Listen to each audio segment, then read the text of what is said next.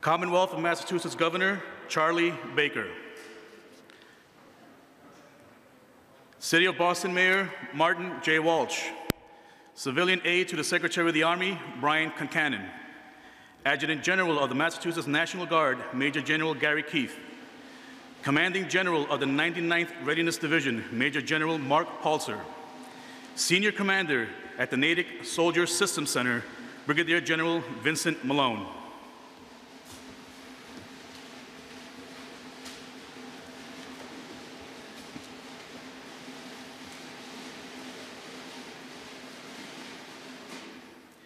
Please remain standing as the ROTC cadets from the MIT present the nation's colors and as the 78th Army Band from the United States Army Reserve plays the national anthem.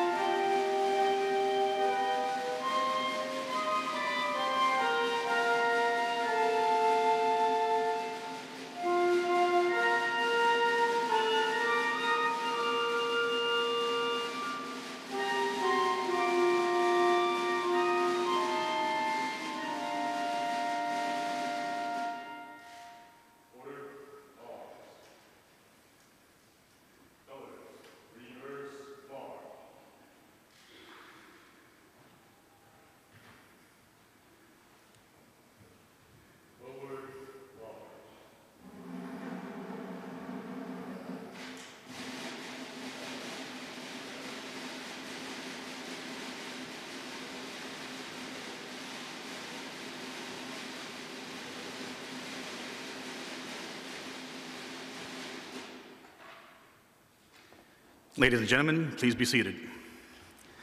And welcome to the kickoff of Army Week in the great city of Boston.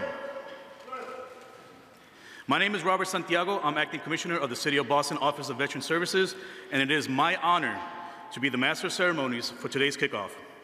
I would like to welcome our distinguished guest. Also would like to welcome City Councilor Ed Flynn and Secretary of the Department of Veteran Services here in Massachusetts, Francisco Urena, and everyone else here today. Today we mark the start of the first ever Army Week here in the City of Boston. The Commonwealth of Massachusetts and the City of Boston has a rich history preserving liberty and providing for the nation's defense. Throughout the course of our nation's history, some of the finest leaders of our military have come from the Boston area. We set aside this special time today to welcome and honor our Army and its soldiers over the coming week here in the great and historical City of Boston. At this time, it is my pleasure to introduce Massachusetts Governor Charlie Baker.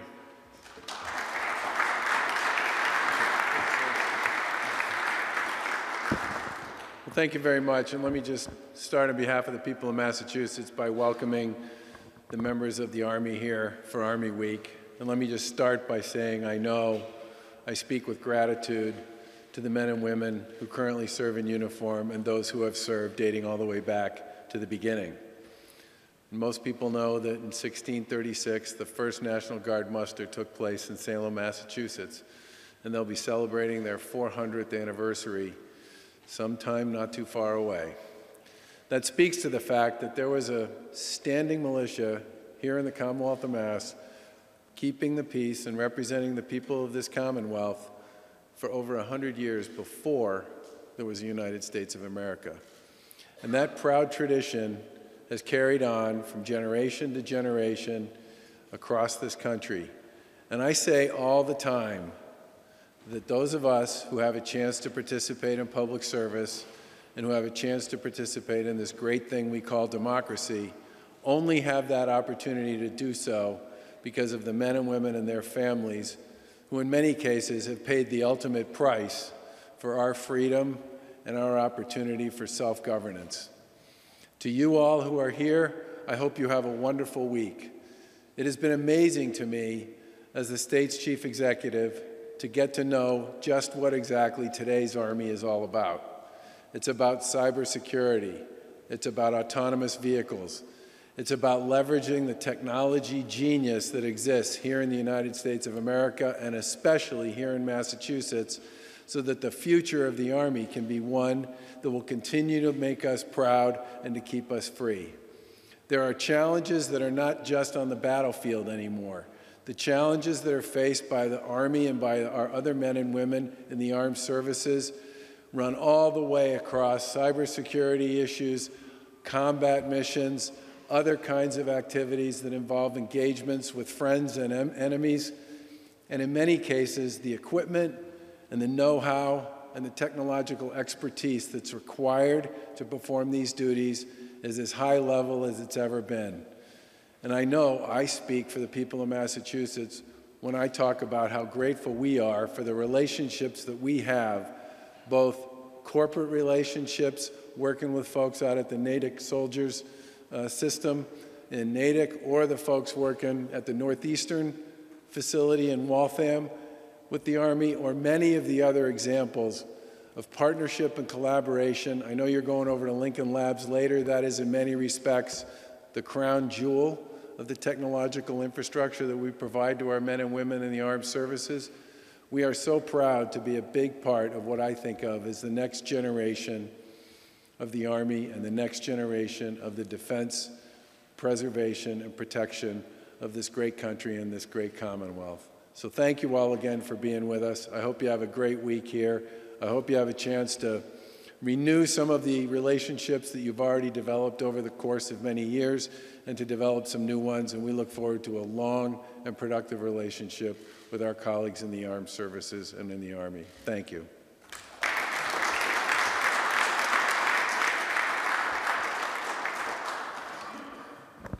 Thank you, Governor Baker. It is now my pleasure to welcome Boston's 54th Mayor, Mayor Martin J. Walsh.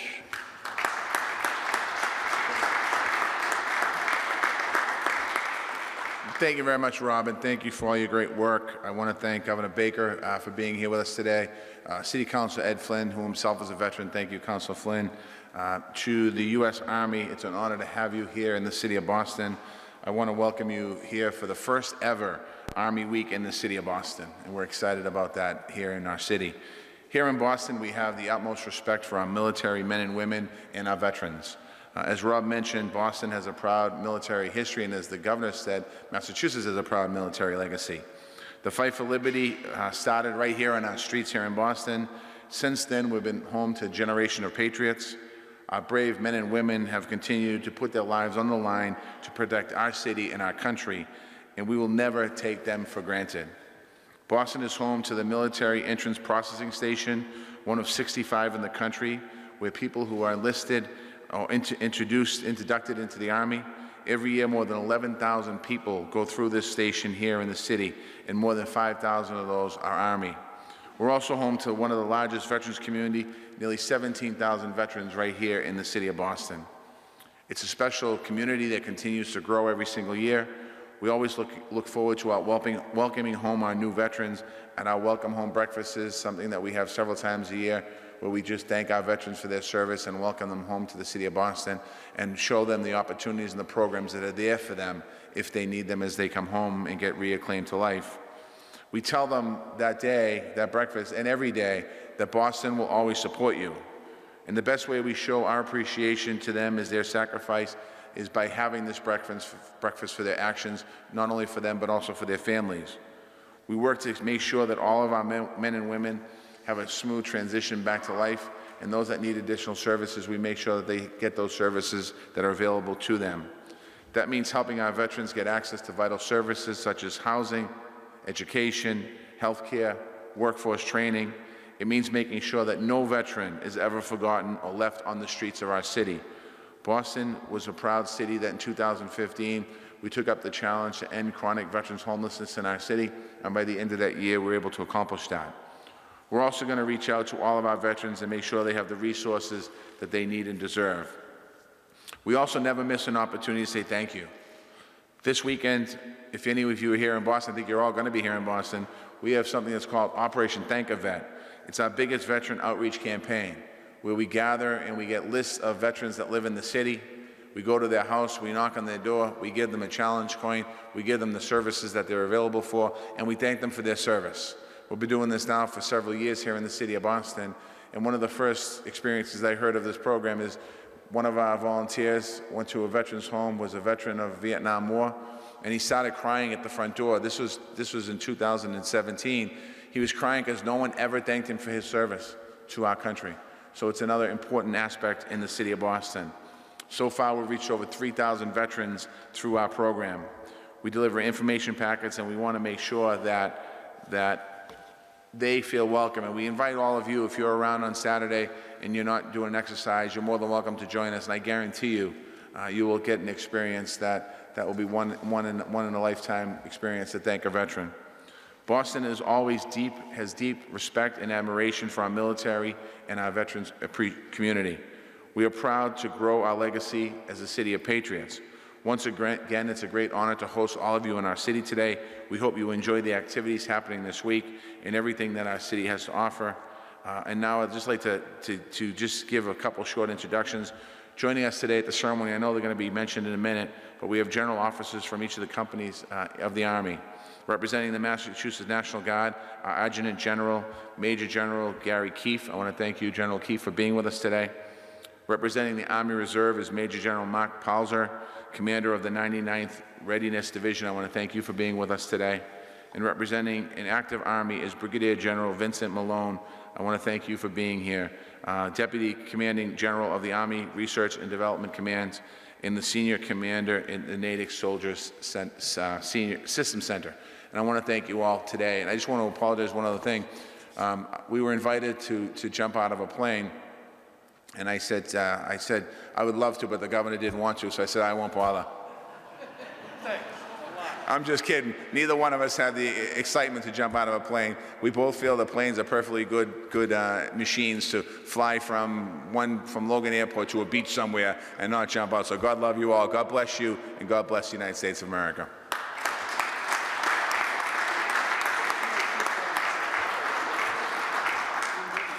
Thank you, Mayor Walsh. And just to let everybody know, thank you for mentioning Thank a Vet. We will be in the neighborhood of Dorchester this weekend on Saturday the 13th. So at this time, I would like to welcome Major General Gary Keefe, who's the Adjutant General of your Massachusetts National Guard.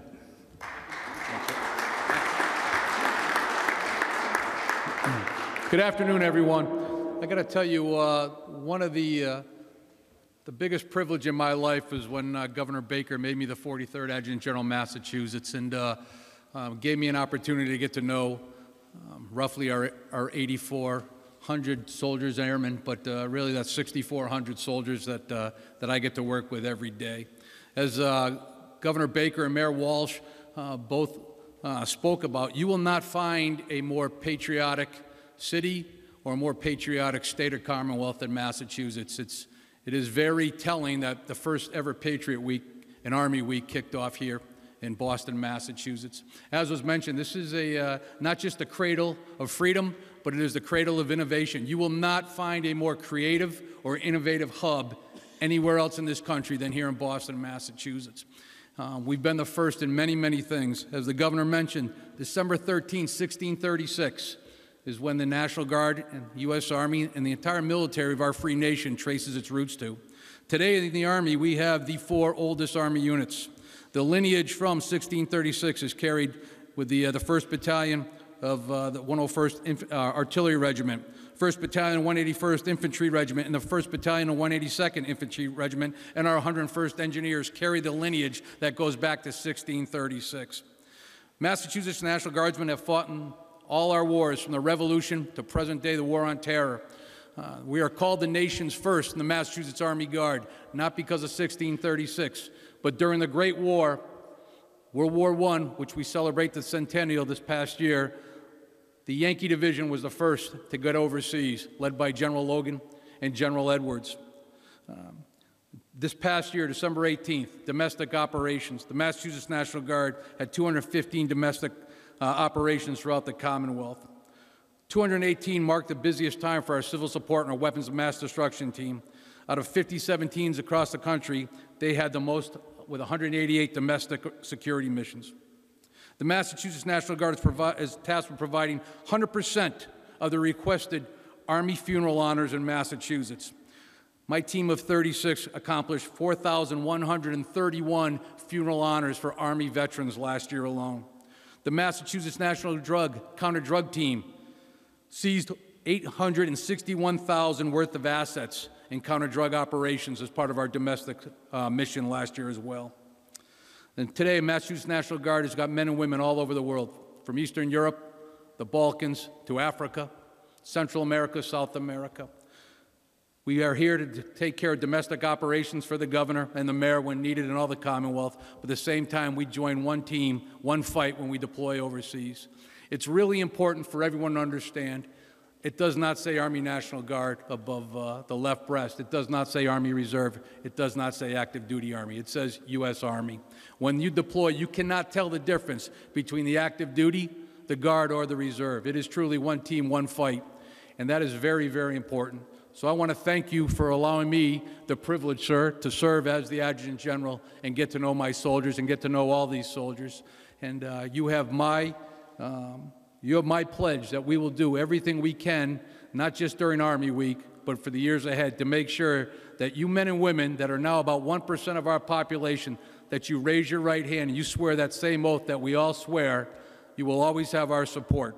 And for this week, as I told the governor, I like to consider myself part of the U.S. Army Air Corps. So thank you so much, and best luck during Army Week.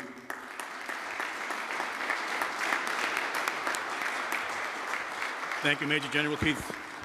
Ladies and gentlemen, please welcome Major General Mark Paltzer, Commanding General of the 99th Readiness Division.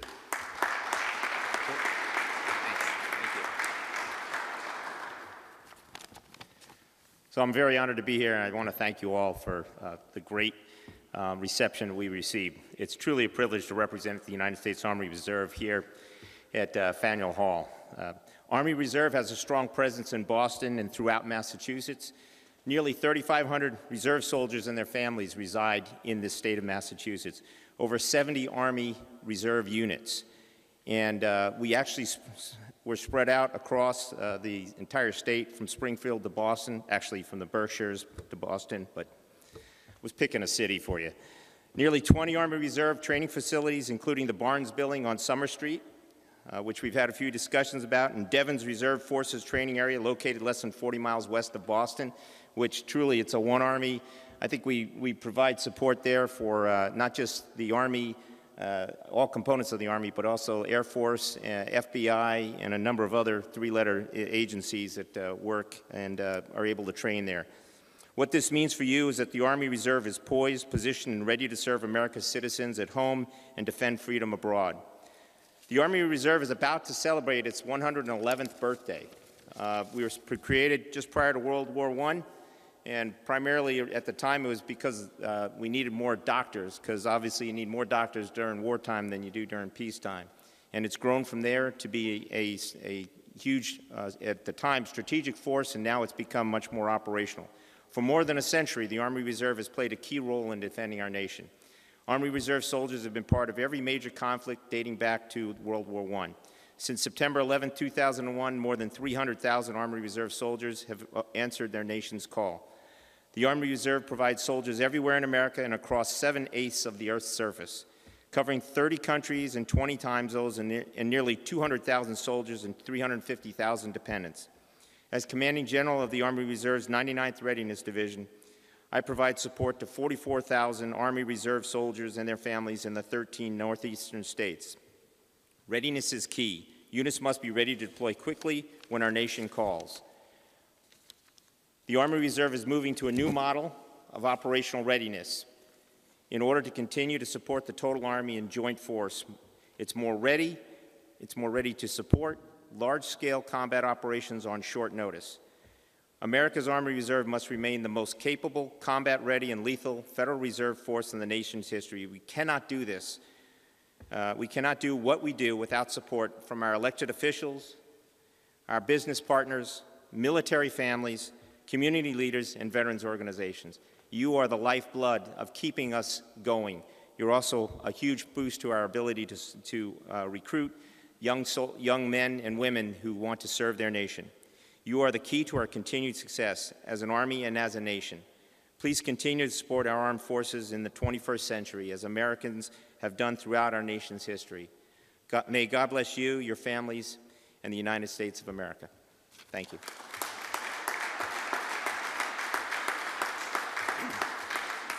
Thank you, Major General Pelzer. Ladies and gentlemen, please welcome Brigadier General Vincent Malone, Senior Commander at the Natick Soldier System Center.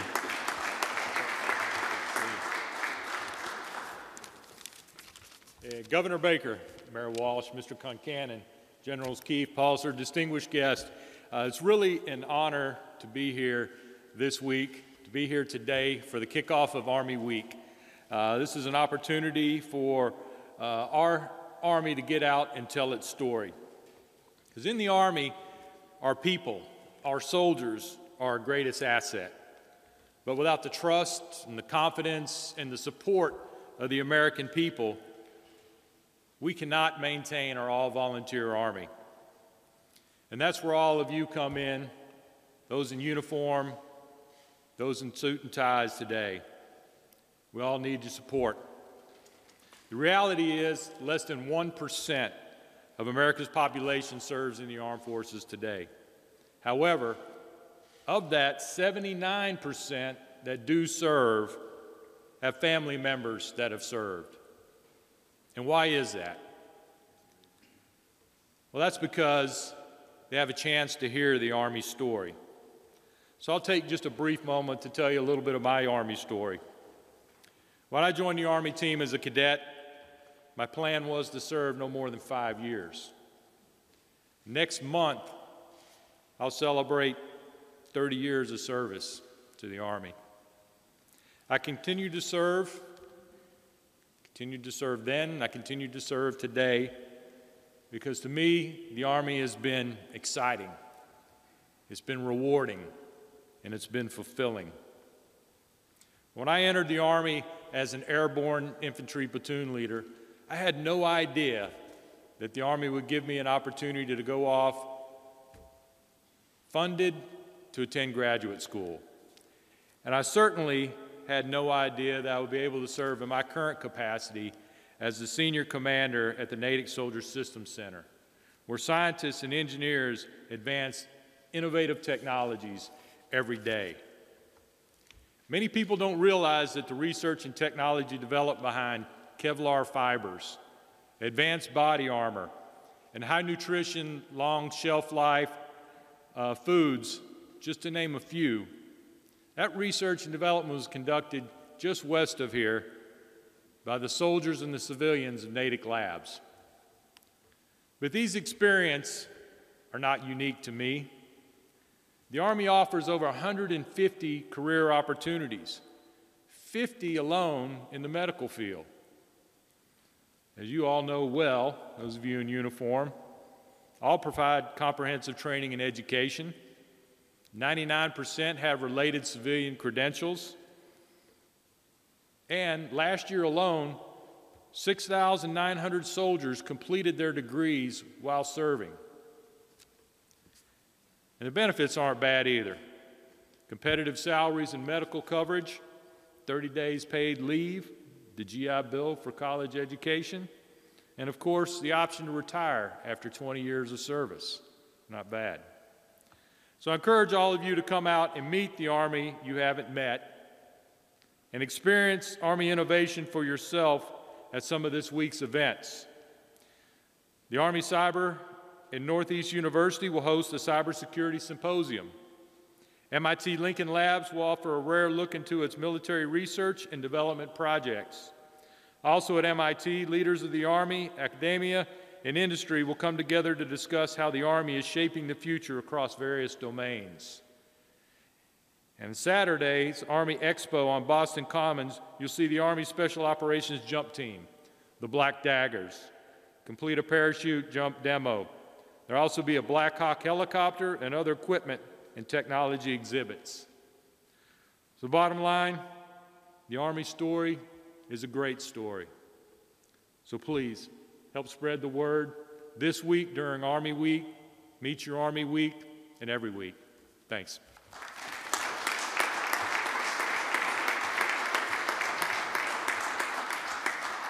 Thank you, Brigadier General Malone.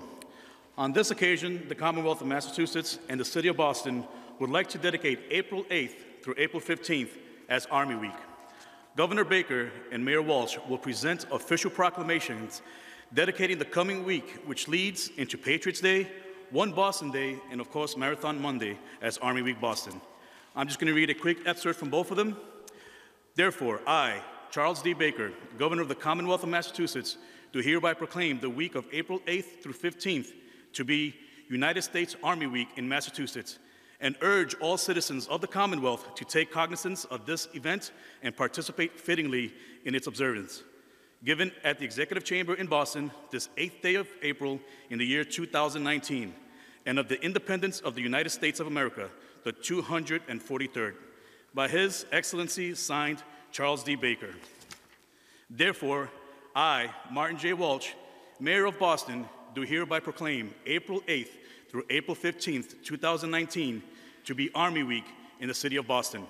I urge all my fellow Bostonians to join me in recognizing the United States Army, Army Reserve, and Army National Guard's contributions in providing for the common defense of the City of Boston. Signed, Martin J. Walsh, Mayor of Boston, on April 8th, 2019.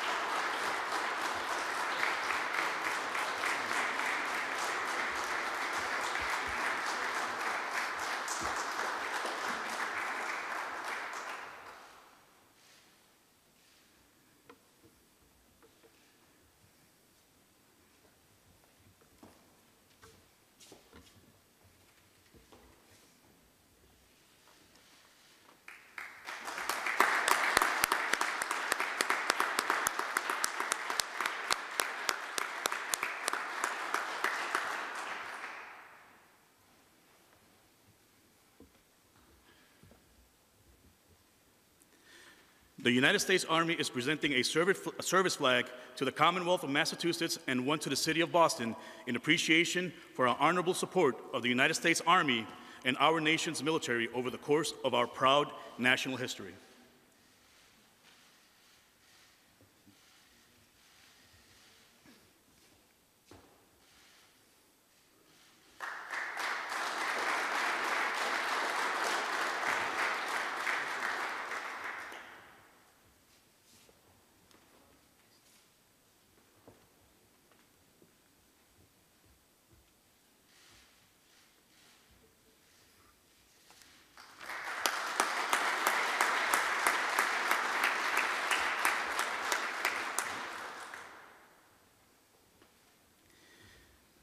These flags will be flown over City Hall as a symbol of the respect and honor the Commonwealth and the city reserves for the greatest army in the world, the United States Army.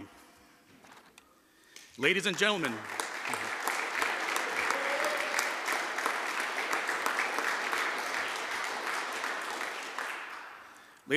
please remain standing for the playing of the Army song by the 78th Army Field Band.